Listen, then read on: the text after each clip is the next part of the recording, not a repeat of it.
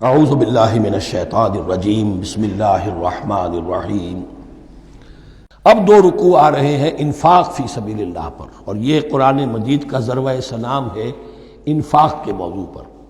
لیکن ان کو پڑھنے سے پہلے نوٹ کر لیجئے کہ اللہ کی رضا جوئی کے لیے اپنا مال خرچ کرنا جو ہے، اس کے لیے دین میں کئی اصطلاحات ہیں۔ کھانا کھلانا، یطعمون الطعام علی حبہ مسکینا و یتیما و اسیرا، آت المال علی حبہ ذوی القربى والیتامى، ایتاء مال، اعطاء۔ پھر اس سے آگے آتا ہے صدقہ، زکوٰۃ، انفاق، قرض حسنہ۔ یہ 5-6 ٹرمز ہیں، لیکن ان ٹرمز کے اندر ایک تقسیم ذہن میں رکھیے کہ 2 مدیں ہیں بڑی بڑی اللہ تعالیٰ کی رضا جوئی کے لیے مال خرچ کرنے کی۔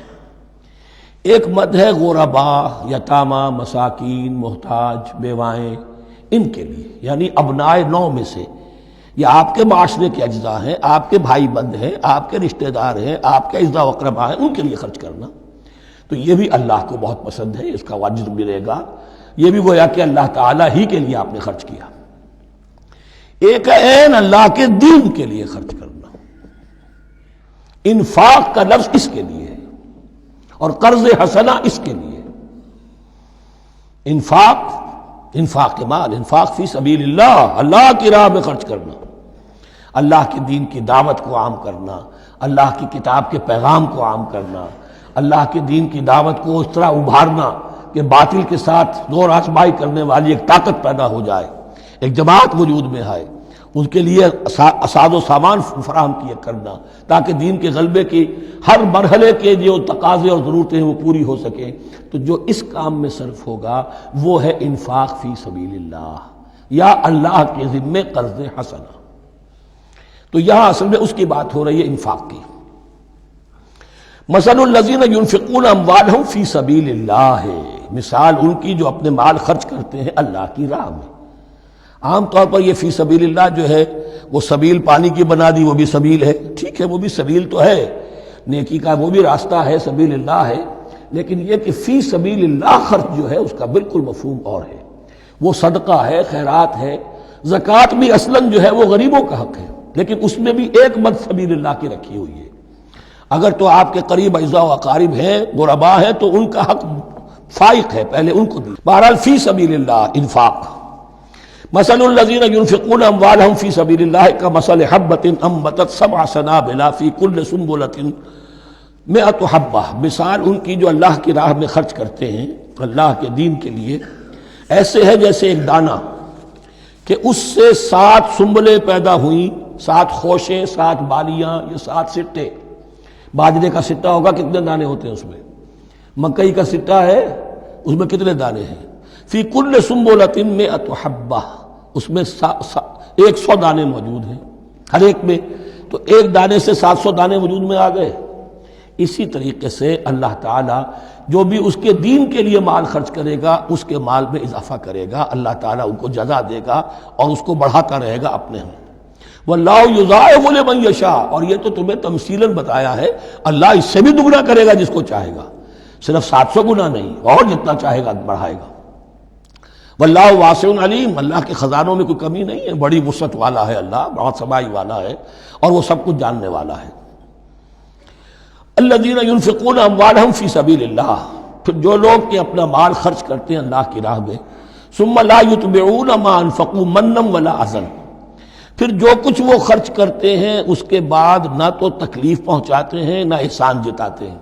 دیکھیے جی، میں نے اس وقت اتنا چندہ دیا تھا، معلوم ہوا کہ میرا حق جو ہے وہ زیادہ ہے، پھر میری بات مانی جانی چاہیے۔ ہم چندے زیادہ دیتے ہیں تو بات بھی تو ہماری چلنی چاہیے۔ یا اگر کسی جو کارکن کو دیا ہے جو اللہ کے دین کے لیے کام کر رہا ہے، یہ بھی ان 2 رکوعوں کے آخر میں بات واضح ہو جائے گی۔ کوئی شخص ہے اللہ کے دین کے کام میں لگا ہوا، آپ اس کو ساتھ تعاون کر رہے ہیں تاکہ وہ اپنی معاش کے اوپر اپنا وقت نہ لگائے، اپنا پورا وقت جو ہے وہ دین کی خدمت میں لگائے۔ لیکن اب اگر کہیں آپ نے اس کو جتا بھی دیا، اس پر احسان بھی رکھ دیا، کوئی تکلیف دے کلمہ کہہ دیا، تو جو آپ کا اجر و ثواب تھا وہ 0 ہو جائے گا۔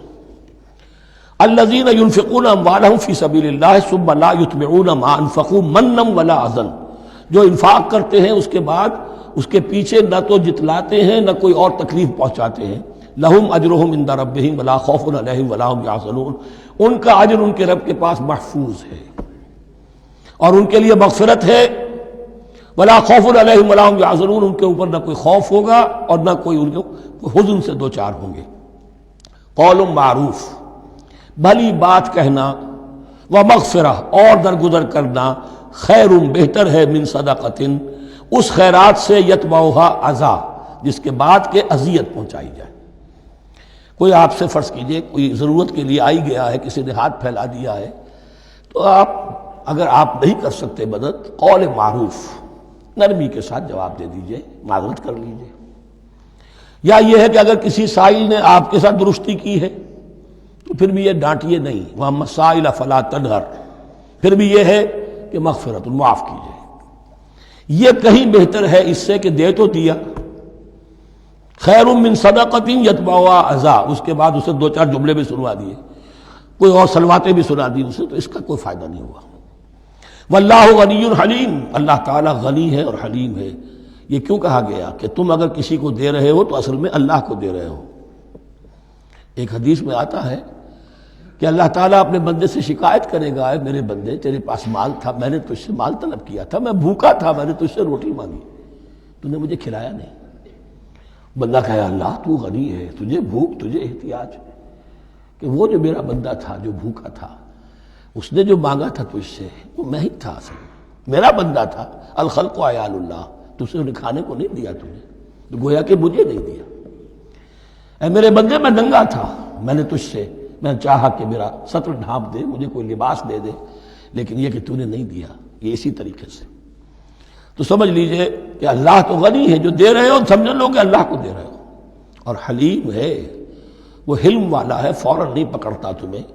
تم جو بھی کرتے ہو، جو دل سے اتری ہوئی شے وہ اللہ کے نام پہ دے دو، جو ردی چیز ہے وہ اللہ کے نام پہ دے دو، تو اللہ تعالیٰ کی غیرت جو ہے اسی وقت اگر جوش میں آ جائے اور تمہیں پیس کے سرما کر دے وہ، تو وہ کر سکتا ہے، لیکن نہیں، حلیم ہے، وہ دیکھتا ہے کہ میری توہین کر رہا ہے، مجھے دے رہا ہے اور یہ دے رہا ہے۔ صدق اللہ العظیم۔